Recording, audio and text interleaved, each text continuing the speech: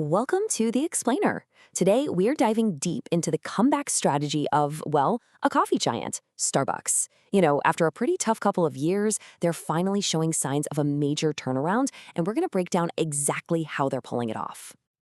So, for almost 2 years, it really felt like Starbucks was struggling, right?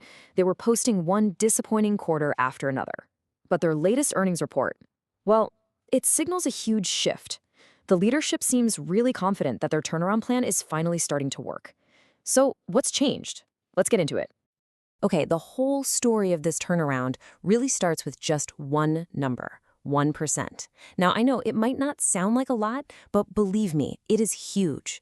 After almost 2 years of negative results, this little 1% marks their first positive global sales growth in 7 quarters. It's the first real, tangible sign we have that their comeback plan is actually working.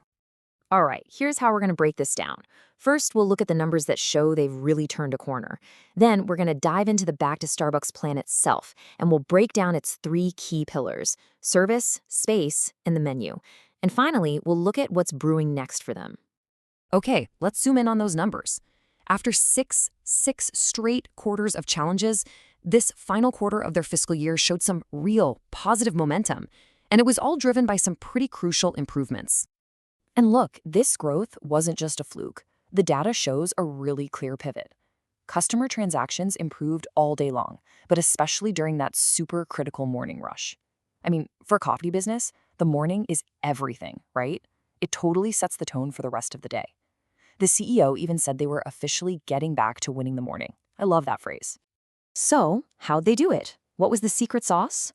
Well, it all comes down to this really comprehensive strategy from their CEO, Brian Niccol, and he calls it the Back to Starbucks plan. Now, this wasn't just some scheme to boost sales numbers. No, it was way deeper than that. This was a fundamental effort to rebuild the very core of the brand experience. That unique feeling you're supposed to get when you walk into a Starbucks. And to make that vision a reality, they focused all their energy on 3 key pillars. First, elevating the service. Second, redesigning their spaces. And third, innovating the menu to get people talking again. All right, first up, service. They tackled the customer experience head-on. The goal here was simple: make service faster, friendlier, and way more consistent. And they did this through a new standard they're calling Green Apron Service. And this was a really smart, multi-pronged attack.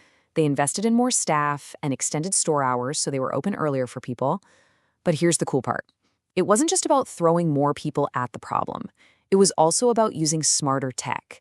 They have this new algorithm that helps sequence all the orders from the drive-thru, the mobile app, the cafe, all with one goal in mind: get customers their orders in under 4 minutes. And you know what? These service improvements had this huge ripple effect.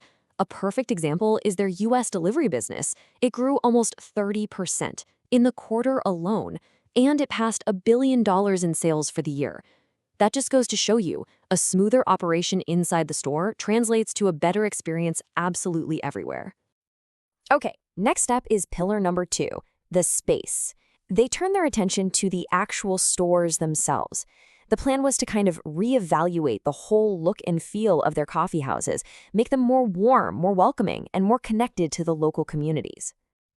Now, this meant making some pretty tough calls. They actually closed underperforming locations that just didn't live up to that welcoming promise. It was a big signal that they were focusing on quality over quantity with their real estate. And at the same time, they invested a ton into renovating existing stores through this program they call Uplift. The whole idea was to bring back comfy seating and a warmer, cozier atmosphere. And they are moving fast on this. The company is on track to finish over 1,000 of these Uplift renovations by the end of fiscal 2026. I mean, that's a massive project. We're talking about transforming a huge chunk of their entire store fleet. All right, on to the third and final pillar, the menu. This was all about the product itself. The goal? To jump back into the cultural conversation with a totally overhauled menu and a much smarter approach to marketing. A perfect example of this is their new protein platform. Stuff like protein-infused cold foam and lattes.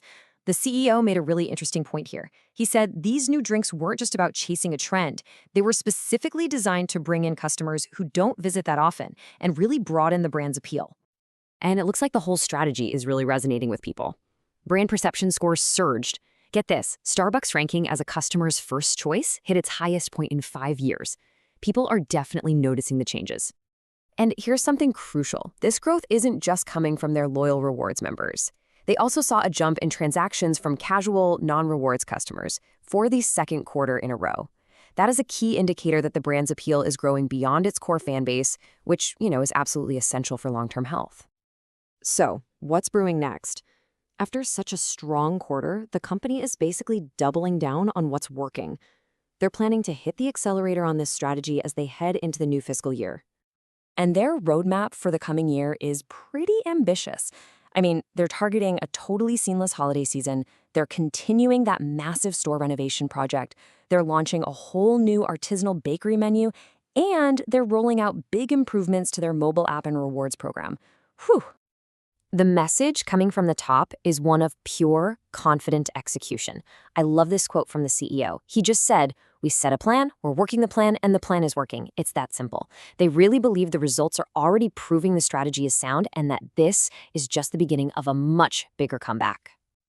So the early results are definitely promising, and the plan is incredibly comprehensive.